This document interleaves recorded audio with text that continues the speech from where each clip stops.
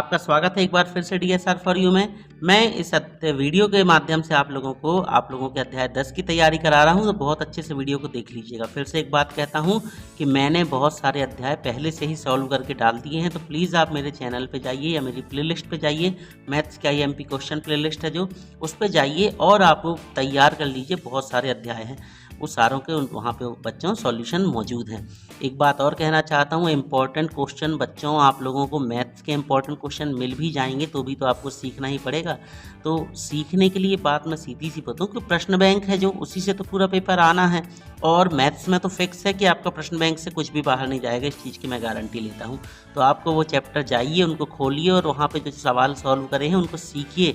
जब आप सीख लेंगे तो आपसे बन जाएगा। गणित में तो वैसे भी किसी प्रकार की नकल वगैरह की कोई गुंजाइश ही नहीं होती है, आपको सीखने ही पड़ेंगे। तो थोड़ा सा समय निकाल के कम से कम इतना तो कर लें आप लोग कि आपके 30 नंबर तैयार हो जाएं, आप पास हो जाओ।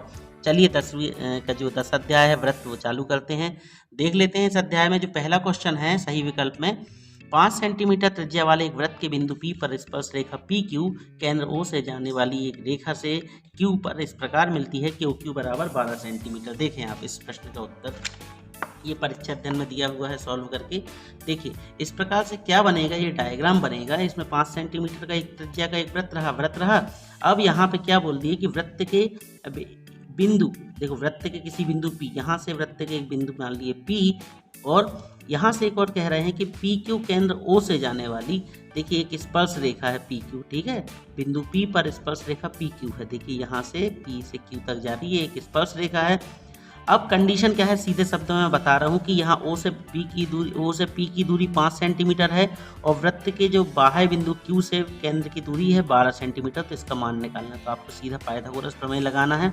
कर्ण का वर्ग बराबर लंब का वर्ग धन आधार का वर्ग, और उसके हिसाब से आप PQ के यहाँ रख करके कर्ण का वर्ग, लंब का वर्ग, आधार का वर्ग की वैल्यू रखोगे। 12 का वर्ग 144 और 5 का वर्ग 25, 144 में से 25 जाएंगे तो करनी 119 आ जाएगा। आप निकाल सकते हैं। पाइथागोरस प्रमेय त्रिकोणमिति मैंने आपको पहले ही पढ़ा चुका हूँ, तो आप इससे आप देख लीजिए और ये आ जाएगा इसका आंसर। तो इसका जो पहला वाला है बच्चों, इसका पहले वाले का आंसर होगा हमारा डी वाला, करनी 119। दूसरा प्रश्न है, एक बिंदु Q से एक वृत्त पर स्पर्श रेखा की लंबाई 24 है और 25 है, वृत्त की त्रिज्या ज्ञात करनी। तो बच्चों एक चीज़ बता रहा हूँ मैं त्रिकोणमिति में कि अगर 2 मान, देखिए 3 मान, हर मान की सेटिंग चलती है। अगर 2 मान है, एक मान है 24 और एक मान है 25, और यहाँ पाइथागोरस प्रमेय लग रहा है, तो तीसरा मान 7 होगा। ये चीज़ याद रखिएगा आप लोग। आपको इसका सॉल्यूशन भी मैं दिखा दे रहा हूँ। ये है आपका जो प्रश्न है, देखिए आप 10.2 प्रश्नावली का पहला सवाल है ये। इसको जब आप हल करोगे तो ये देखिए यहाँ पे भी ऐसे ही बनेगा। ये पाइथागोरस प्रमेय मिलेगा, कर्ण मिल जाएगा 24, आधार मिल जाए, कर्ण मिल जाएगा 25, आधार मिल जाएगा 24। पाइथागोरस प्रमेय लगाओगे, कर्ण का वर्ग बराबर लंब का वर्ग धन आधार का वर्ग। कर्ण रहा 25, 25 का वर्ग 625, लंब रहा जो OA हमें ये मालूम नहीं था, ज्ञात करना था, और यहाँ रहा इसकी वैल्यू 24 थी, 24 का वर्ग 576। हम क्या करेंगे, यहाँ से इसका ट्रांसफर करेंगे। जब इस तरफ आएगा तो इसमें से ये घटेगा तो आ जाएगा कितना, 49, 49 होता है 7 का वर्ग। तो ये आ जाएगी वृत्त की त्रिज्या 7 सेंटीमीटर। तो इसका जो ऑप्शन वाला जो होगा हमारा क्या, ए वाला ऑप्शन, वो सही होगा। आप इसको लगा लीजिएगा निशान, ठीक है। देखिए वो सीखने पड़ेंगे पाइथागोरस प्रमेय कैसे है, तो आपको अध्याय 10 देखना पड़ेगा त्रिकोणमिति, जिसका वीडियो मैंने डाल दिया है। तीसरा क्वेश्चन था, P से O केंद्र वाले किसी वृत्त पर PA PB स्पर्श रेखाएं परस्पर 80 डिग्री पर झुकी हुई हैं। तो देखें ये वाला प्रश्न भी यहाँ पे दिया हुआ है, 80 डिग्री पर जब झुकी हुई हैं, इसको भी आप लोग देख लीजिए। अभी इस टाइप का मैं सवाल कराने वाला हूँ आप लोग को, तो उससे समझ में आ जाएगा। इसका उत्तर होगा बच्चों 70 अंश। तो देखें इसमें जो चौथा ऑप्शन, ये C वाला ऑप्शन है 70 अंश, वो लगा लीजिएगा। चौथा प्रश्न था, TP केंद्र O से, ये भी यहाँ पे 110 के अंश पर झुकी हुई हैं। तो देखें इसमें भी हमें आपको बताना है, इसकी वैल्यू निकालनी है, ये है मान। इसका उत्तर आ जाएगा 70 अंश। अरे गलती हो गई थोड़ी सी। देखें ये जो रहा आपका जो प्रश्न था, ये चौथा प्रश्न था बच्चों। इस चौथे प्रश्न का उत्तर होगा 70 अंश, ठीक है। तो ये आप लगा लीजिएगा 70 अंश। फिर ये जो तीसरा क्वेश्चन है, इसमें 80 डिग्री के एंगल पे झुकी हुई हैं, ये है ये तीसरा नंबर क्वेश्चन, 80 डिग्री के एंगल। इसको जब आप सॉल्व करोगे तो इसको 50 अंश आ जाएगी वैल्यू, ठीक है। इसको मैं अभी आप लोगों को बता दूंगा। तो इसका आप लगा लें ये वाला ऑप्शन 50 अंश। बात करते हैं रिक्त स्थान की पूर्ति की। तो रिक्त स्थान की पूर्ति आप सीधे सीधे उत्तर देख लें। लिखा हुआ है पहला प्रश्न, किसी वृत्त की स्पर्श रेखा उसे स्पर्श रेखा क्या होती है? सबसे पहले तो आप लोगों को स्पर्श रेखा के बारे में पता होना चाहिए कि स्पर्श रेखा क्या होती है बच्चों। तो स्पर्श रेखा देखा मैं बताऊं कि ये होता है, जैसे कि यहाँ पे एक डायग्राम ये दिख रहा है आपको, एक ये दिख रहा है डायग्राम, देखिए ये एक वृत्त बना हुआ है, तो वह रेखा जो वृत्त को स्पर्श करते हुए आर पार निकल जाए, ठीक है, वो कहलाती है स्पर्श रेखा। और अगर वह रेखा वृत्त को छेदते हुए निकल जाए आर पार तो वो कहलाती है छेदक रेखा। और वह रेखा जो वृत्त के एक कोने से दूसरे कोने को टच करती है। देखे बच्चों इस वृत्त में ये जो चित्र है, थोड़ा एडजस्ट कर लेना, तो जल्दी जल्दी है तो चित्र में बना दिया इस टाइप का। तो देखो ये जो वृत्त है, वृत्त में हमें 3 चीज़ें मिलती हैं। हमेशा आप लोगों को अभी मैं प्रश्न जब समझाऊंगा तो उसमें एक लाइन में बोलूँगा वृत्त COR में, ध्यान से सुन लें। तो वृत्त सी जो होता है, सी मीन्स होता है सर्किल, सर्किल मतलब होता है वृत्त। अब वृत्त किन चीज़ों से मिलकर बनता है बच्चों? वृत्त में 2 चीज़ें कॉमन होंगी, एक होगा केंद्र बिंदु, जब आप परकाल से बनाते हो तो बीच में एक सेंटर पॉइंट पर परकाल रखते हो ना परकाल, तो वो कहलाता केंद्र बिंदु, उसे ओ से दर्शाते हैं। और फिर उससे आपको ये फैला के नाप लेते हो, कोई भी नाप उसके हिसाब से चित्र डिजाइन करते हो, ये जो होती है रेखा ये कहलाती है त्रिज्या, मतलब इसे इंग्लिश में बोलते हैं अंग्रेजी में रेडियस। तो ये वृत्त में आपको 2 चीज़ें जरूर मिलेंगी, एक त्रिज्या मिलेगी और एक मिलेगा केंद्र बिंदु।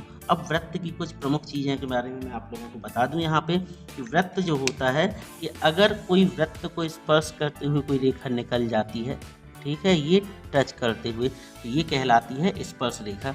फिर अगर किसी वृत्त को आर पार करते हुए कोई रेखा निकल जाती है तो वो कहलाती है प्रतिच्छेदी रेखा या फिर छेदक रेखा। मगर अगर कोई रेखा ऐसी है जो वृत्त के एक हिस्से से दूसरे हिस्से पर जा रही है, ठीक है, ये कहलाती है जीवा। क्या कहलाती है? जीवा। मगर वह रेखा, देखो बहुत सारी जीवाएं बनती हैं, ये भी जीवा है, ये भी जीवा है, ये भी जीवा है, सारी जीवाएं ही बनेंगी। ध्यान से देखते जाइएगा मेरी चित्र को जो बना रहा हूँ, ये सारी जीवा होती हैं, बहुत सारी जीवा होती हैं, ये सारी की सारी जीवा है। मगर कोई रेखा अगर ऐसी है जो कि जीवा तो है मगर केंद्र से होते हुए जा रही है इसको टच करते हुए, तो ये कहलाती है बच्चों व्यास। क्या कहलाती है? व्यास। मतलब वह रेखा जो वृत्त के एक सिरे से दूसरे सिरे को स्पर्श करती है या एक सिरे से दूसरे सिरे तक जाती है और वृत्त के केंद्र से होकर जाए तो वह व्यास कहलाती है। व्यास को आप डी से दर्शाते हैं। और वह रेखा जो वृत्त के एक सिरे से दूसरे सिरे को छूती है तो उसे कहते हैं क्या? जीवा कहलाती है। ठीक है, तो ये तो अभी बेसिक रहा, ये आपको मैंने बताया। अब यहाँ पे ये बोल रहे हैं आपके जो रिक्त स्थान की पूर्ति है, इसमें आपका जो पहला क्वेश्चन है ये देखिए, ये है पहला क्वेश्चन कि किसी वृत्त की स्पर्श रेखा उसे खालिस्तान बिंदु पर प्रतिच्छेद करती है। अब देखिए प्रतिच्छेद कर रही है, स्पर्श रेखा है और प्रतिच्छेद कर रही है, तो स्पर्श रेखा तो प्रतिच्छेद करती नहीं है। ये मैंने आपको भी ये चित्र के माध्यम से बताया। स्पर्श रेखा कितने बिंदु पर छूती हुई निकल जाती है? कितने बिंदु पर छूते हुए जा रही? एक बिंदु पे बस। तो इसका उत्तर होगा कितना बेटा? एक होगा। वृत्त के दो बिंदुओं पर प्रतिच्छेद करने वाली रेखा, देखें अब दो बिंदुओं पर, जैसे मान लो यही बड़ी रेखा की बात कर ले, ये एक बिंदु है और एक ये बिंदु है, ये छेदती हुई चली गई तो इसको क्या बोलेंगे बेटा? छेदक रेखा बोलेंगे। ठीक है, फिर वृत्त तथा उसकी स्पर्श रेखा के उभयनिष्ठ बिंदु को वृत्त तथा उसकी छेदक रेखा, देखो ये जो वृत्त है ये पूरा और इसको छेदती हुई रेखा जा रही है, इसका जो उभयनिष्ठ बिंदु होगा, देखो यहाँ पे उभयनिष्ठ बिंदु नहीं मिलेंगे, दो दो हैं, तो ये जो है स्पर्श आपका उभयनिष्ठ बिंदु, इसे क्या कहेंगे हम? स्पर्श बिंदु कहेंगे। ठीक है, फिर चौथा है स्पर्श बिंदु से होकर जाने वाली, स्पर्श बिंदु से होकर जाने वाली स्पर्श रेखा पर वाली त्रिज्या, देखो स्पर्श बिंदु से होकर जाने वाली रेखा यहाँ से बनेगी जी। ठीक है, इस टाइप की, थोड़ा सा एडजस्ट कर लेना। ये जो रेखा होगी, देखो केंद्र से यहाँ पे स्पर्श रेखा को टच कर रही, तो ये कहलाती है त्रिज्या। और ये जो रेखा होती है इस रेखा पे क्या होती? लंब होती है। याद कर लेना, जितने में मैं बता रहा हूँ आप लोगों को ये याद करना है। सत्य सत्य देख लीजिएगा, वृत्त के दो बिंदुओं पर प्रतिच्छेद करने वाली रेखा, देखो वृत्त के दो बिंदुओं पर, एक बिंदु ये रहा, एक ये बिंदु रहा, इसको जो प्रतिच्छेद करने वाली रेखा क्या कहलाती है? छेदक रेखा कहलाती है। जी हाँ, तो ये क्या होगा? सत्य होगा। और वृत्त को एक बिंदु पर स्पर्श करने वाली रेखा, देखो वृत्त के किसी एक बिंदु पर जो स्पर्श करने वाली रेखा क्या होती है? उसे स्पर्श रेखा कहते हैं। जी हाँ, ये भी सत्य है। तो आशा करते इतना आप लोगों को समझ में आ गया होगा। ठीक है, तो इनको आप लोग कर लीजिएगा। फिर बारी आई एक शब्द या एक वाक्य में उत्तर। तो एक शब्द एक वाक्य में उत्तर देखें कि वृत्त के दो बिंदुओं पर, देखो ये वृत्त रहा, इसके दो बिंदु, ये फिर से ले लें, ये कौन सी रेखा है? बार बार अब तो याद हो जाना चाहिए, कौन सी? छेदक रेखा। तो इसी में प्रश्न है वृत्त के दो बिंदुओं पर प्रतिच्छेद करने वाली रेखा को क्या कहते हैं? तो क्या कह लेंगे? छेदक रेखा। फिर है वृत्त के किसी एक बिंदु पर, है ना, वृत्त के किसी बिंदु या बिंदु पर प्रतिच्छेद करने वाली रेखा, वृत्त के किसी एक पॉइंट पे प्रतिच्छेद करने वाली रेखा क्या कहलाती? स्पर्श रेखा। ठीक है, तो बच्चों यहाँ पे हमारे जो ऑब्जेक्टिव थे, बहुविकल्पी प्रश्न थे, वो तो हमने फिनिश कर दिए। बात करते हैं हम अपने 5वें प्रश्न से। प्रश्न है, सिद्ध कीजिए कि वृत्त के किसी बिंदु पर स्पर्श रेखा स्पर्श बिंदु से जाने वाली त्रिज्या पर लंब होती है। देखिए ये प्रश्न इंपॉर्टेंट है, अच्छा है, इसलिए आप इसको सीख लें, समझ लें। ये देखिए आप लोग, ये है प्रश्न हमारा। कथन, सबसे पहले आप लोगों को कुछ बातें याद रखनी है। क्या याद रखनी है? इस टाइप के जब भी प्रश्न आएंगे तो आप लोगों को सबसे पहले कथन लिखना है। अब ये कथन क्या चीज़ होती है, तो ये प्रश्न में ही रहता है, जो प्रश्न है वही कथन कहलाता है। आप ब्लैक पेन से लिखेंगे कथन और प्रश्न को नोट कर देंगे। फिर आपका दूसरा पॉइंट बनेगा ज्ञात है। अब इस प्रश्न में जो आपको ये प्रश्न आया हुआ है, इस प्रश्न में आपको कुछ चीज़ें ज्ञात थी। क्या ज्ञात थी? ये तो सिद्ध करना था। वृत्त के किसी बिंदु पर स्पर्श रेखा, देखो वृत्त में एक स्पर्श रेखा है जो स्पर्श बिंदु से होकर जाने वाली त्रिज्या पर लंब होती है। इसको पढ़ के आपको यहाँ ज्ञात है लिखना। क्या लिखना है? देखो वृत्त COR में, मैंने अभी बताया था कि मैं इन प्रश्नों में ये लाइन जरूर लिखनी है कि वृत्त COR में। ठीक है, वृत्त COR में AB, देखिए कहाँ है AB? ये है, A से B तक जा रही है। क्या है? AB वृत्त की क्या है? स्पर्श रेखा है। चलिए ठीक है, स्पर्श रेखा है, टच करती हुई निकल गई। एवं एक बिंदु P, देखो ये है एक बिंदु P। इस प्रकार है जो स्पर्श रेखा व वृत्त में उभयनिष्ठ है। आपका ये ऑब्जेक्टिव भी आया था, अभी एक आया था ना ऑब्जेक्टिव, यहाँ पे दिखा रहा मैं आप लोगों को। ठीक है, ये है, ये खालिस्तान था कि वृत्त एवं उसकी स्पर्श रेखा के उभयनिष्ठ बिंदु को क्या कहते हैं, तो ये कहलाता है स्पर्श बिंदु। तो यही चीज़ तो यहाँ पे आई है कि स्पर्श बिंदु है वह वृत्त में उभयनिष्ठ है, तो ये उभयनिष्ठ था। चलो ठीक है, मतलब ये जो बिंदु है, ये जो बिंदु P है, इस लाइन में भी मिल रहा है और इस वृत्त में भी मिल रहा है। चलिए सिद्ध करना है आपको कि ये जो OP है, ये जो भुजा है OP, ये लंब है किस पर? AB पर। चलिए रचना करते हैं। रचना क्या की है हमने? स्पर्श रेखा AB पर, ये जो पूरी स्पर्श रेखा AB थी, इस पर P के अतिरिक्त एक बिंदु और लिख लिया हमने। देखो इस पूरी लाइन में एक बिंदु P मिल रहा था, हमने एक आध बिंदु और ले ली, चाहे यहाँ ले ली चाहे यहाँ पे। मैंने यहाँ पे Q पे ले लिया Q पे। अब क्या करें? O से Q को मिला दिया, O से Q को मिलाया। जब भी आप रचना वाला पद करेंगे, मिलाने वाला, तो डैश डैश करके करना है। वो मतलब ये बताता है कि आपने यहाँ पे रचना की है। अब हम लिखेंगे उपपत्ति। उपपत्ति देखें आप, क्या है उपपत्ति? चूंकि देखो ये डायग्राम अच्छे से देखो, ये बिंदु Q मिल रहा है। ठीक है, ध्यान से देखिएगा। चूंकि Q जो है वो वृत्त के बाहर स्थित है ना? वृत्त के बाहर साइड स्थित, बाहर ही तो है भैया, वृत्त तो ये बना जी अलग से बैठा बाहर मोहल्ला में, तो इसको क्या लिखेंगे? चूंकि Q वृत्त के बाहर स्थित है। अब यदि Q वृत्त के अंदर होता, अगर मान लो ये जो Q होता है ये वृत्त के कहीं एक आध पॉइंट पे होता, मान लो यहाँ पे होता Q, और फिर हम O से Q को मिलाते, तो देखो ये तो त्रिज्या ही कहलाती ना वो Q भी। ठीक है, तो देखें यदि Q वृत्त के अंदर होता तो AB जो होती वृत्त की छेदक रेखा हो जाती, फिर जो AB होती ये वृत्त की छेदक रेखा हो जाती। कैसे? देखो इसी में बना के बता रहा हूँ मैं। ये इस टाइप का आपका वृत्त बनता, यहाँ पे ये बन रहा था, यहाँ पे ये P बन रहा था, और अभी शुरू में ये इस टाइप का है ये, और यहाँ पे Q मिल रहा है। ये बोल रहा है कि अगर ये Q यहाँ मिल रहा होता, यहाँ मिल रहा होता, तो फिर ये लाइन कैसी जाती है आपकी ये, एक मिनट ब्लैक पेन से बता रहा, आपकी ये लाइन ऐसी कुछ होके जाती, तब तो ये बिंदु P यहाँ मिलता और यहाँ Q मिलता, और ये वृत्त को छेदती हुई निकल जाती, तो ये छेदक रेखा हो जाती। ठीक है ना? क्या बोल रहे हैं इसमें? यही तो कह रहा है कि चूंकि Q वृत्त के बाहर स्थित है, यदि Q वृत्त के अंदर होता तो AB वृत्त की छेदक रेखा हो जाती। ठीक है, ये हो जाती है ना, इसलिए जो है OQ है वो बड़ी है OP से। तो देखें आप, देखो अगर मान लो कि बाद ये Q यहाँ पे होता तो ये लाइन और ये लाइन दोनों बराबर इमेज की होती। आपको एक छोटा सा एग्जाम्पल आपको सीधे सीधे स्केल से नाप के दिखा दे रहे बेटा। देखो यहाँ पे ये हाइट यहाँ से यहाँ तक की कितनी आ रही? लगभग 2 सेंटीमीटर आ रही है, 2 सेंटीमीटर, और जबकि यहाँ से इसको नाप रहा है तो ये 3 सेंटीमीटर आ रही है ना। मतलब कि ये O से जो Q की दूरी है, मतलब OQ है वो बड़ी है ना। तो यहीं इस लाइन में यही तो कह रहे, इसलिए OQ बड़ी है OP से। एवं यह स्थिति P के अलावा AB के प्रत्येक बिंदु के लिए सत्य सिद्ध होगी। मैं देखो आपसे एक बात कह रहा हूँ, देखो यहाँ पे ध्यान से, अगर P के अलावा हम यहाँ पे एक बिंदु ले लेते, O ले लेते, N ले लेते, P ले लेते, उसको नापते ना। देखिए जैसे मान लो हम इसी बिंदु की बात कर रहे हैं, इस बिंदु की। अब जरा गौर से देखना आप लोग, यहाँ से यहाँ तक की दूरी तो 2 है, ये 2 सेंटीमीटर पर अगर यहाँ से इसको नापें तो ये देखिए थोड़ी से 2.2 आ गई ना। मतलब ये भी बड़ी आ रही है। कुल मिला के कि कोई भी बिंदु ले लें, क्या कह रहे हैं? एवं यह स्थिति P के अलावा AB के प्रत्येक बिंदु के लिए सत्य होगी और इसमें OP ही न्यूनतम दूरी दर्शाएगा। तो आप कितने भी पॉइंट क्यों ना ले लें, यहाँ पे ये पॉइंट एक और रख लो, एक और रख लो, एक और रख लो, कितने भी रख लो, पर जो OP होगा ना वही सबसे छोटा मान होगा। ठीक है, अतः सिद्ध हुआ कि जो OP होगी वह स्पर्श रेखा AB पर लंब होगी। ये हो गया हमारे पूरे इस प्रश्न का सॉल्यूशन। आशा करते हैं आप लोगों को थोड़ी कन्फ्यूजन में समझ में आया होगा, ठीक है ना, जैसा कि मैं भी समझ सकता हूँ, पर क्या करूँ, प्रश्न है, सीखना तो पड़ेगा। आ गया तो देखो एक बार फिर से इसका पूरा आप देख लें। देखें ये पूरा चल रहा है, ये पूरा चल रहा है, ये पूरा चल रहा है, तो आप इसके स्क्रीनशॉट लेके इसको तैयार कर लेना। अब हम पढ़ते हैं अपना प्रश्न नंबर 6वां, जो कि अगला प्रश्न है। ये देखिए, सिद्ध कीजिए कि वृत्त के किसी बाह्य बिंदु से खींची गई स्पर्श रेखाओं की लंबाइयां बराबर होती हैं।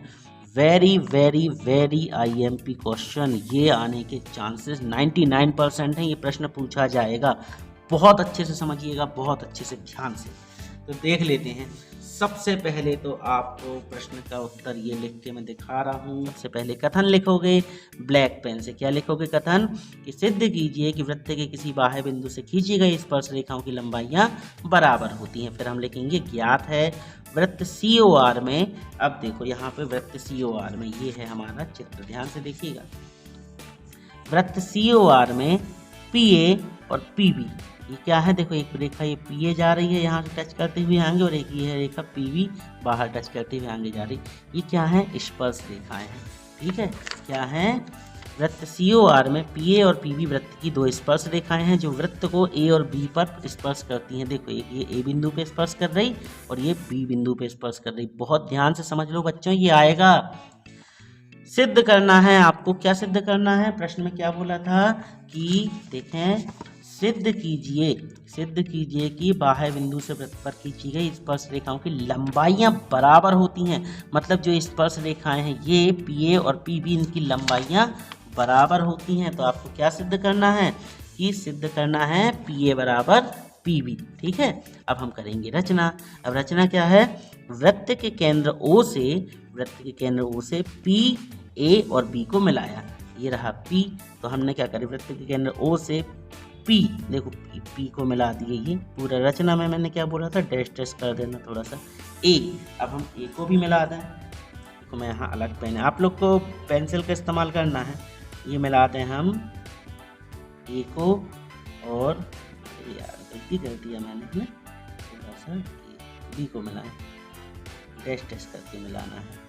ये गलती कर दी थी मैंने। ये रचना वाला पद हमेशा डैश करके लिखें, ठीक है, मतलब थोड़ा अच्छा दिखता है। मिला दिए। जहाँ OA बराबर है OB, देखो ये जो OA होगी ये OB के बराबर होगी। क्यों होगी बराबर? क्योंकि भैया त्रिज्या बन रही है ना, चाहे J माप ले लो चाहे G माप ले लो, बराबर ही होगी। ये है वृत्त की त्रिज्या। ठीक है, ये वृत्त की त्रिज्या कर दिए। अब हम लिखेंगे उत्पत्ति समकोण त्रिभुज। अब देखो यहाँ पे उत्पत्ति कर रहे हैं। अब यहाँ पे जरा एक गौर से देखिएगा आप लोग, यहाँ दो चित्र बन रहे हैं। देखें इस चित्र में एक्चुअल में क्या है बच्चों? दो चित्र बन रहे हैं। गौर से देखिए तब समझ में आएगा आपको। देखो सबसे पहले अगर हम इस पेज को यहाँ पे रख दें, तो देखो जरा आप इस चित्र को अच्छे से, ये देखो एक समकोण त्रिभुज बन रहा है। ये बन रहा है समकोण त्रिभुज, ये मतलब कि ये वाला चित्र बन रहा है आपके सामने, ये वाला। इसमें ये है A, ये है O और ये है P। देखो ये, देखो ये नीचे वाला बस देखना बच्चों, इसको और इसको मिलाओ जरा, एक जैसे बन रहे कि नहीं बन रहे। देखो ऊपर वाला चित्र छपा दूँ उधर, तो ये देखिए। अब जरा गौर से देखिए, आप देखिए जरा गौर से, देख पा रहे होंगे अगर समझ पा रहे। ये चित्र देखो O, A और P, देखो ये O, A, P। वैसे ही अगर हम एक दूसरा चित्र देखें, इसको हमने चित्र को घुमा के बता रहे हैं हम आपको।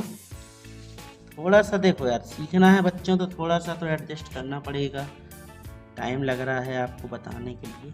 देखो ये देखो एक चित्र ये बन रहा है POB। अगर गौर से देखें तो ये इस टाइप का चित्र बन रहा है जी, ये वाला बन रहा है ना। इसमें ये है B बिंदु, ये है O और ये है P। देखो ना इसको जी, ये देखिए जी, ये सेम टू सेम जी। अब आपने इतना अगर समझ चुके हैं तो देखिए आगे बढ़ते हैं। अब हम इन दोनों चित्रों में आपको क्या दिख रहा है?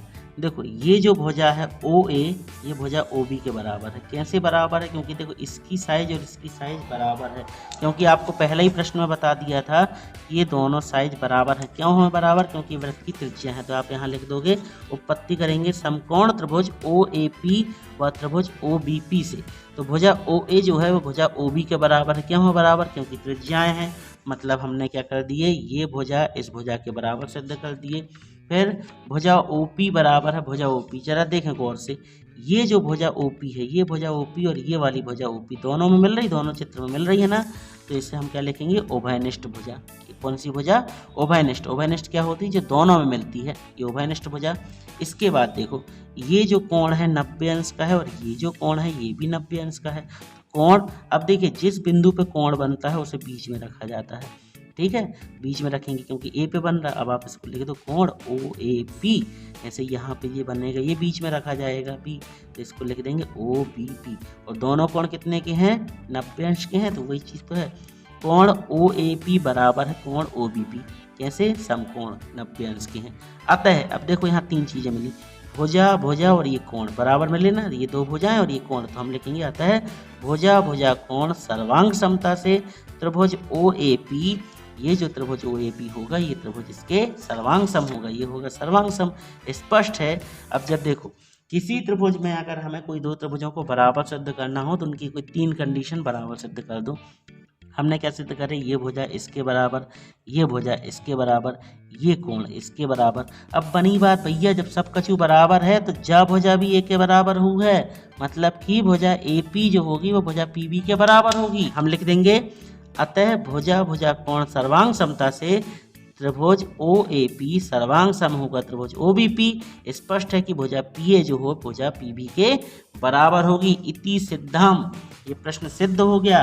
तो आपको इस तरीके से चित्र बना देना है अच्छे से, और इसका ये जो पूरा हल है आप इसको देख लें, स्क्रीनशॉट ले लीजिएगा और इसको आप तैयार कर लीजिएगा, ठीक है। ये चित्र आपके यहाँ पे बगल में अगर देख पा रहे हो, ऐसा देखिए आप लोग फिलहाल में सीख लीजिएगा बनाते हुए, ठीक है ना। तो ये प्रश्न हो गया, ये मोस्ट इम्पॉर्टेंट है, इसके आने के चांसेस हैं। थोड़ा सा समझने में दिक्कत गई होगी तो एक दो बार आप प्रैक्टिस करें, अपने आप बन जाएगी। और नहीं तो जिनसे नहीं बनता तो आप याद कर लो, जो पूरी इतनी लाइनें लिखनी है। ये प्रश्न डेफिनेटली आएगा बच्चों, इसको जरूर तैयार कर लेना, बाद में पछताते रहोगे क्या सर ने बताए थे और हमने पढ़े नहीं, ठीक है। अगला प्रश्न देख लेते हैं, जो कि भी लगभग अच्छा प्रश्न है। 7वां प्रश्न है, सिद्ध कीजिए कि दो संकेंद्री, संकेंद्री जानते क्या होता है? संकेंद्री मतलब होता है बेटा जिनका केंद्र एक ही हो। देखो ये है चित्र इसका, संकेंद्री